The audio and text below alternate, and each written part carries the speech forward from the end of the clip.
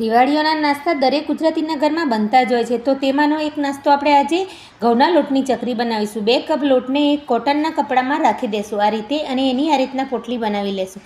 પછી આપણે કુકરની અંદર થોડું પાણી લઈ 1 ગ્લાસ અને કાટલો મૂકી એની ઉપર એક ડીશ રાખી અને આ જે આપણે લોટની પોટલી બનાવી હતી એને રાખી અને એના કુકરના ઢાંકણને બંધ કરી દઈશું। એની સીટી નથી લગાવવાની, સીટી વગર એને 15 થી 20 મિનિટ આપણે એને બાફી લેશું। લોટ આપણો બફાઈ જાય એટલે આ રીતે એને તોડી અને દસ્તાની મદદથી આ રીતે આપણે બધો લોટને તોડી લેશું આ રીતના, અને પછી ચાણીની મદદથી આપણે બધા લોટને પ્રેસ કરીને એની ગાંઠો ખોલીને બધો લોટ આપણે ચાળી લેવાનું છે। લોટ ચડાઈ જાય એટલે આપણે એને અંદર મસાલા કરીશું। એની અંદર 1 ચમચી હળદર, 1 ચમચી મરચું પાવડર, ચપટી હિંગ, ધાણા જીરું, લીલા મરચાંની પેસ્ટ નાખીશું અંદર આપણે 2 ચમચી, 2-3 ચમચી તલ નાખીશું, સ્વાદ મુજબ મીઠું અને 1 થી 2 ચમચી મોણ નાખીશું। આની અંદર વધારે મોણની જરૂર નથી પડતી અને ચકરી આપણે એકદમ ક્રિસ્પી અને ખૂબ જ ટેસ્ટી બને છે।